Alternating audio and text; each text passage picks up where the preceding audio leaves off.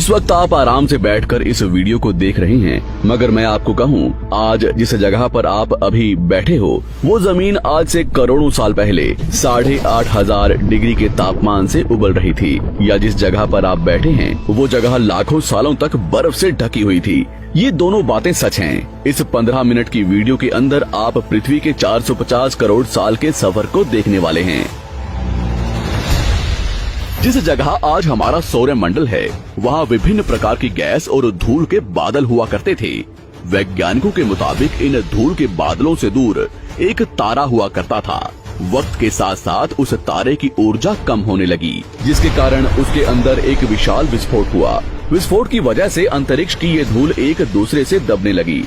इस दौरान बादलों में स्थित धूल के कण दबाव और गर्मी के कारण बड़े उल्कापिंड और पत्थरों में परिवर्तित हो चुके थे, और इसी दबाव की वजह से इन बादलों में स्थित रेडियो एक्टिव पदार्थ ने ग्रेविटी का निर्माण किया।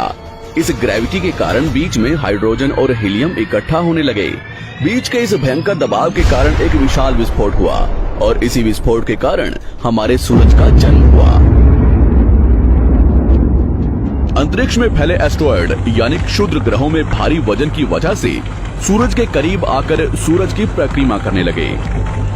धीरे धीरे इन्हीं एस्ट्रॉयड में भारी टकराव हुआ, जिसके फलस्वरूप मरकरी, विनस, अर्थ और मार्स जैसे ग्रहों का निर्माण हुआ।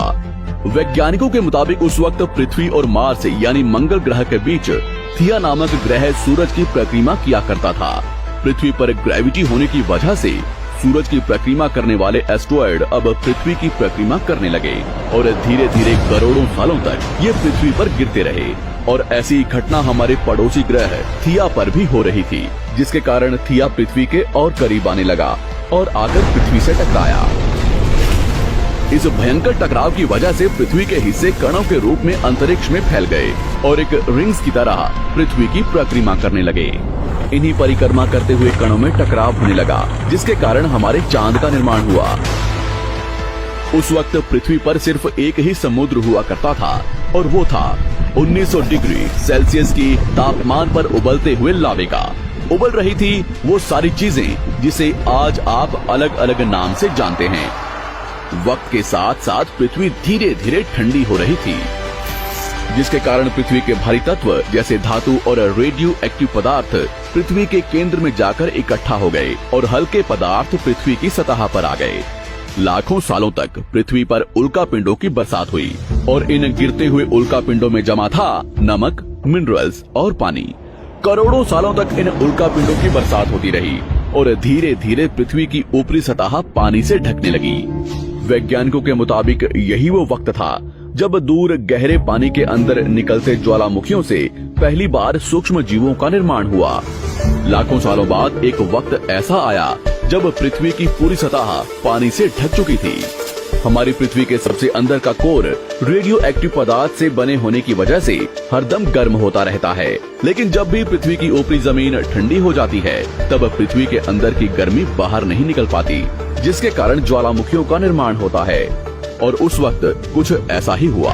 पानी से ढकी हुई पृथ्वी पर हजारों की तादाद में ज्वालामुखी निकलने लगे, और आने वाले लाखों सालों तक इन ज्वालामुखियों का निकलना जारी रहा, जिससे पानी के ऊपर जमीन का निर्माण हो रहा था। इस वक्त भी पृथ्वी पर वातावरण न होने की वजह से अंतरिक्ष से उल्कापिंडों की बरसात हो रही थी। आज से लगभग 300 करोड़ साल पहले पृथ्वी पर ऐसा वक्त आया जब पृथ्वी का वातावरण लगभग स्थिर होने लगा था। ज्वालामुखी निकलने धीरे हो गए थे, और पृथ्वी का एक दिन 12 घंटे का हुआ करता था। साल बीतते गए, और धीरे धीरे ये सूक्ष्म जीव विकसित होते गए और समूह में रहने लगे। आज से लगभग 250 करोड़ साल पहले पहली बार पृथ्वी पर ऐसे जीवों का निर्माण हुआ जो जीने के लिए ये पानी के अंदर के मिनरल्स यानी खनिज पदार्थ और धूप का इस्तेमाल करते थे, और मल त्याग के रूप में ऑक्सीजन बाहर निकालते थे। इस वक्त तक पृथ्वी पर ज्यादातर ज्वालामुखी निकलने बंद हो चुके थे, और इन माइक्रोबैक्टीरिया की वजह से वातावरण में ऑक्सीजन की मात्रा बढ़ रही थी। वातावरण में ऑक्सीजन बढ़ने की वजह से पृथ्वी का वायुमंडल बनना शुरू हुआ, और आने वाले हजारों सालों तक वातावरण में ऑक्सीजन की मात्रा बढ़ती रही। जिसकी वजह से पृथ्वी के ज्यादातर हिस्सों में ये सूक्ष्म जीव फैल गए। हजारों सालों बाद एक वक्त ऐसा आया जब पृथ्वी में ज्यादा ऑक्सीजन बढ़ने के कारण ये सूक्ष्म जीव मरने शुरू हो गए। उस वक्त तक पृथ्वी का वातावरण ठंडा होने के साथ साथ ऑक्सीजन से भी भर चुका था, जिसके कारण जमीन और वातावरण में स्थित आयरन यानी लोहे के मिनरल्स पानी में स्थित ऑक्सीजन से रिएक्ट होने लगे। और एक वक्त ऐसा आया जब पृथ्वी की जमीन आज के मार्स के जैसे लाल हो चुकी थी। वक्त बीतने के साथ साथ धरती की टेक्टोनिक प्लेट्स में दरार होने लगी, जिसके कारण पृथ्वी के अंदर का लावा जमीन की तरह कई लाखों सालों तक खुला उबलता रहा। और यही वो कारण था जिसके कारण पृथ्वी के वातावरण में कार्बन डाइऑक्साइड की मात्रा बहुत बढ़ गई और पृथ्वी पर एसिड की वर्षा शुरू हो गई। एसिड रेन की वजह से पृथ्वी का तापमान घटने लगा और तापमान इतना घटा कि पृथ्वी के ऊपर स्थित पानी बर्फ में परिवर्तित होने लगा। पृथ्वी पर पहली बार भयंकर आइस एज आया। इस वक्त पूरी पृथ्वी सफेद बर्फ से ढक चुकी थी। आमतौर पर जब धरती पर सूरज की किरणें गिरती हैं, तब जमीन उन किरणों को सोख लेती है, मगर क्योंकि पूरी पृथ्वी बर्फ से ढक चुकी थी और क्योंकि बर्फ सफेद और चमकीली होती है, जिसके कारण सूरज की किरणें धरती पर गिरने के बाद वापस चली जाती थी। इसी कारण से पृथ्वी कई लाखों सालों तक बर्फ से ढकी रही, मगर फिर से पृथ्वी के अंदर स्थित गर्मी ज्वालामुखी के रूप में निकलना शुरू हो गई और इन ज्वालामुखियों से निकलने वाली गर्मी ने बर्फ को पिघलाना शुरू कर दिया। इसी बीच पृथ्वी की गहराई में बचे कुछ सूक्ष्म जीव धीरे धीरे बदल रहे थे और अब वो ऑक्सीजन को अपने शरीर को बड़ा और जटिल बनाने के लिए इस्तेमाल करने लगे थे। इस बीच पानी में अलग से भी छोटे समुद्री पौधे निकलने शुरू हो चुके थे। बाहर जैसे जैसे ज्वालामुखी निकल रहे थे, वैसे वैसे वातावरण कार्बन डाइऑक्साइड की वजह से गर्म हो रहा था। वक्त के साथ साथ बर्फ तो पिघलने लगी, मगर धरती पर फिर से एसिड की वर्षा शुरू हो गई, जिसके कारण फिर पृथ्वी ठंडी होने लगी और फिर पृथ्वी की ज्यादातर सतह बर्फ से ढक गई। ऐसा बार बार कई हजारों सालों तक होता रहा और इसी कारण से अब समुद्री जीव धीरे धीरे वातावरण के हिसाब से विकसित हो रहे थे। इस बीच कई सारे जीव और समुद्री जंगल विलुप्त हो गए, मगर जो बच गए वो धीरे धीरे पृथ्वी के बदलते तापमान के हिसाब से ढलते गए और अब हजारों सालों बाद समुद्री पेड़ बर्फ की वजह से पूरी तरह से मरते या सूखते नहीं थे। अब सूक्ष्म जीव समुद्री जीव बन चुके थे। जब फिर से ज्वालामुखियों ने पृथ्वी की बर्फ को पिघलाना शुरू किया, तब ये समुद्री पेड़ जल्दी विकसित होकर फैल गए।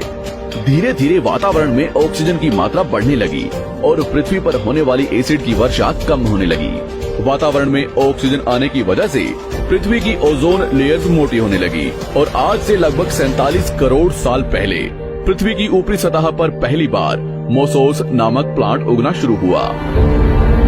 वक्त के साथ साथ जमीन पर अलग अलग प्रकार के पौधे और पेड़ उगना शुरू हुए।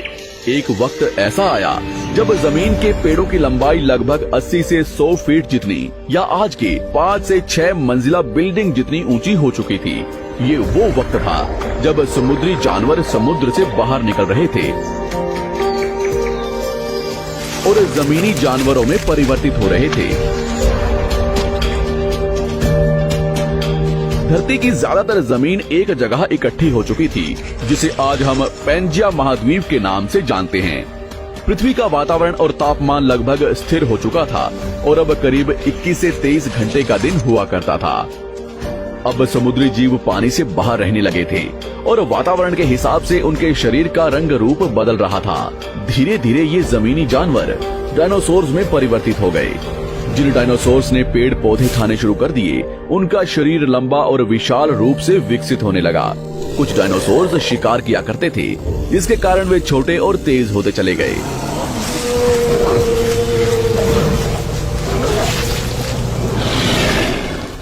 पृथ्वी की ऊपरी जमीन एक जगह इकट्ठी होने के कारण ज्यादातर जमीन रेगिस्तान और बंजर हो चुकी थी। ज्यादातर जंगल समुद्र के करीब हुआ करते थे, जिसमें डायनासोर्स रहा करते थे। आज से लगभग 20 करोड़ साल पहले पैंजिया महाद्वीप टूटना शुरू हो गया। पैंजिया के विभाजित होने की वजह से पृथ्वी की ज्यादातर ऊपरी जमीन पानी के संपर्क में आने लगी, जिसके फलस्वरूप पृथ्वी पर हरियाली बढ़ती गई, जिस वजह से डायनासोर्स और ज्यादा विभिन्न और विशाल होते चले गए। डायनासोर्स ने आने वाले लगभग 20 से 30 करोड़ सालों तक पृथ्वी पर राज किया। उस वक्त डायनासोर्स समुद्र से लेकर जमीन और आसमान तक पूरी पृथ्वी पर राज किया करते थे। इस दौरान अफ्रीका से टूटा भारत सीधे आकर आज के तिब्बत से टकराया और इस टकराव की वजह से हिमालय का निर्माण हुआ। आज से लगभग 6.5 करोड़ साल पहले पृथ्वी की तरफ आज के माउंट एवरेस्ट से भी बड़ा लगभग 4.5 लाख करोड़ किलो जितना वजनीय उल्कापिंड लगभग 80,000 किलोमीटर प्रति घंटे की स्पीड से पृथ्वी की तरफ आ रहा था। पृथ्वी की सतह को छूते ही उसमें भयंकर आग लगी और वो जलते हुए सीधा पृथ्वी से टकराया। इस टकराव से निकलने वाली ऊर्जा आज के 10 करोड़ परमाणु बम एक साथ फटने के बराबर थी। जहां ये उल्कापिंड गिरा वहां के जानवर और पेड़ तुरंत भाप बनकर जल गए। गिरते ही पृथ्वी पर पूरी तरह धूल फैलने लगी, समुद्र में भयंकर बाढ़ आने लगी। भूकंप और आग ने पृथ्वी को जलाना शुरू कर दिया। कुछ ही घंटों में पूरी पृथ्वी के वातावरण में हानिकारक गैस और धूल की वजह से पृथ्वी नर्क हो चुकी थी। डायनासोर्स घुटन, आग और भूखमरी से पूरी तरह विलुप्त हो गए। इस वक्त हमारे पूर्वज जमीन के अंदर रहा करते थे, जिसके कारण वो इस विशाल प्रलय से बच गए। पृथ्वी का वातावरण पूरी तरह से काला और अंधेरा हो चुका था, जिससे धूप भी जमीन तक नहीं पहुंच पा रही थी। पृथ्वी के पेड़ और ज्यादातर जानवर विलुप्त हो गए। वातावरण में धूल और हानिकारक गैस के कारण पृथ्वी पर फिर से एसिड की वर्षा शुरू हो गई और फिर पृथ्वी ठंडी होकर बर्फ से ढक गई। लेकिन इस बार पृथ्वी की बर्फ लाखों सालों तक नहीं जमी रही और 80 से 90 हजार साल बाद ये बर्फ पिघलनी शुरू हो गई। जैसे ही धरती पर वातावरण फिर से पहले जैसा होने लगा, वैसे ही ये छोटे जीव जमीन से बाहर आना शुरू हो गए। उस वक्त पृथ्वी की बर्फ पिघलनी शुरू ही हुई थी, जिसके कारण अफ्रीका में घने ठंडे जंगल हुआ करते थे और इसी बीच ये जमीनी जीव बंदरों में परिवर्तित हुए। मगर जैसे जैसे पृथ्वी गर्म होने लगी, वैसे वैसे अफ्रीका के ये जंगल सूखने लगे। जंगल की चीजें खाने वाले बंदरों को खाने की कमी होने लगी। खाने की तलाश में इन बंदरों ने अपने पैरों पर चलना शुरू कर दिया, जिससे उन्हें दूसरे जानवरों के शिकार करने में मदद मिलती थी। धीरे धीरे बंदर एप्स यानी वानर में परिवर्तित हुए। खाने की तलाश में ये एप्स पृथ्वी के दूसरे हिस्सों में फैलने लगे और धीरे धीरे उनके शरीर का रंग रूप वहाँ के मौसम के हिसाब से बदलता गया। वक्त के साथ साथ हम आदिवासी बने। हमने हथियारों से लेकर आग का आविष्कार किया। हम धीरे धीरे इंसान के रूप में विकसित हुए। हमने धर्म से लेकर परिवार, भाषा और संस्कृति का निर्माण किया और वक्त के साथ साथ हम विकसित होते चले गए और आज हम इस पृथ्वी की सबसे विकसित प्रजाति बन चुके हैं। पृथ्वी को आज के जैसे बनने में लगभग 450 करोड़ साल का वक्त लगा है और हमें एक छोटे जमीन में रहने वाले जानवर से इंसान बनने में कई लाखों सालों का। मगर हमने इन 100 सालों में जितना पृथ्वी को गंदा और तबाह किया है, उतना आज तक किसी भी प्रजाति ने नहीं किया होगा। हम फिर से धरती को गर्म कर रहे हैं और कार्बन डाइऑक्साइड की मात्रा बढ़ा रहे हैं। वैज्ञानिकों का मानना है कि पृथ्वी पर फिर से विशाल परिवर्तन होने वाला है। भविष्य में पृथ्वी कैसी होगी, जानेंगे हमारी अगली वीडियो में।